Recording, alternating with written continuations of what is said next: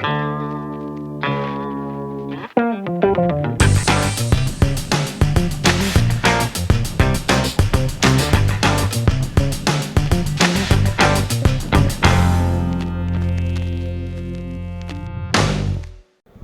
Steve Barris for Tech Media Planet. We're back at NAB '09. Now we're in the Matrox booth talking to Pierre about all the great new stuff that you guys have got at the show this year. So let's start with the upgrades to some existing products.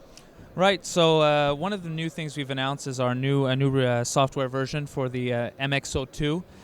What we've added is a couple of very interesting things, including a red workflow, support for 2K and 1K red timelines directly inside Final Cut.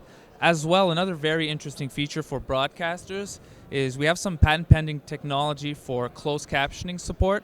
So you can actually go in, edit, do your cuts, do your effects and everything, and you do not lose your closed captioning in SD and HD, which is actually, we're the only ones that actually do this right now. Very cool, very cool. So now that's an existing product, but you guys have also come out with some new hardware. Yeah, exactly. I mean, the new one of the new hardware that we're showcasing here is the MXO Mini. So it's a scaled-down version of the MXO2, which doesn't include the broadcast inputs and outputs on OSDI, Genlock, and things like that. It's targeting mostly like event videographers, corporate video guys. So what it does is, so you have all your analog inputs and outputs, you have HDMI in and out. I mean, it's a full 10-bit box, so you have up, down, cross-conversion scaling, all done in hardware, all done in 10 bits in real time, and it's extremely affordable, starting at $449. Very cool, and is that available right now? It's going to be shipping in May.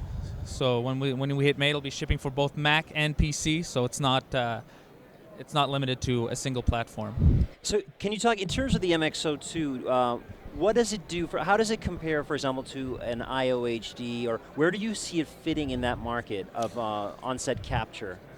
Well, the biggest thing for broadcasters and all that is they have footage coming in from a bunch of sources. With the IOHD, you're limited to one format, whereas we're completely codec agnostic, so you can bring in your footage any format you want. You can encode it to whatever you want, play it out from whatever source you want.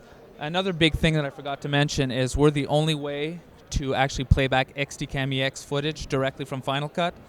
So that's another big thing that we bring that over the IOHD and products like that. And I understand there's a battery pack for it as well. You can be completely portable. Is that true? Yes, with the MXO2, you have the option of buying. It's just a little adapter cable, and you can connect it to a camera battery, like an Anton Bauer battery, and you can be completely independent, and it runs for hours and hours and hours with it. And right now, what is the price point of the MXO2? The MXO2 is list price at $1595, and at that price you get both PC and desktop adapters and the drivers and. So what would be the limitations if someone were to buy a Mini versus an MXO2? What are they losing stepping down? Obviously saving a lot of money, but what are they actually having to give up? They are giving up the SDI, SD, and HD SDI inputs and outputs, Genlock. There's also no 6.1 monitoring, although you could do the equivalent through the HDMI inputs that support 8 tracks of audio. But the main things are really like the higher end broadcast balanced audio inputs and outputs. So is the Mini then an analog only box? Is it component and composite in only? Is that the deal? It's not component and composite in only. I mean, it has all the analogs that like you mentioned, the component and YC, but it also has HDMI in and out. So you can do SDHE. It's also full raster, and we include some codecs that allow you to capture directly from the box. So your HDIO on it is HDMI only?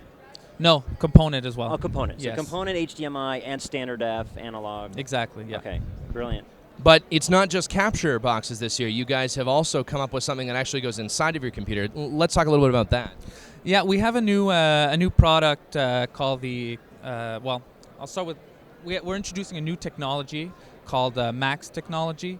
And the way it comes is it comes part of a hardware. So our first, format that we're delivering Max technology in is in a product called Compress HD. which is a small PCI Express card that fits in your computer, what you're referring to. And what this technology provides is faster than real-time H.264 encoding. So anyone who's tried to export to a Blu-ray disc or something like that knows what kind of a nightmare it is and how long it takes. So we take that and we do it in SD and HD faster than real-time. As well, this MAX technology will also be available as part of the MXO2 family of products. So with your MXO2, even with your Mini. So you could actually export a Blu-ray disc faster than real-time on a laptop, for example. Very, very cool. Absolutely. So now, is this something that you're going to be able to have a plug-in for QuickTime or compressor, or it needs its own application, or how exactly does it interface with the software on your system? It interfaces on the Mac side. We have a QuickTime component, so you can use it inside compressor, you can use it inside Final Cut, or if you don't have either of the above, you can actually do QuickTime exports using just QuickTime and have access to our acceleration as well. On the PC side, it works through the Adobe Media Encoder. So it's you can do batch encoding in the background, and that's how you get access to it. Very cool. And what is the price point, and when's that going to be available? On the Mac side, it's going to be coming in May as well. It's at a price point of it's $449 for the box, and with Max, it's a $400 premium. So whatever price you see for your MXO2, say $1595, it's going to be $1995. It's a $400 premium. Very cool. And the standalone card is $495. And that comes with the codecs and everything you need to start encoding right away. Yep.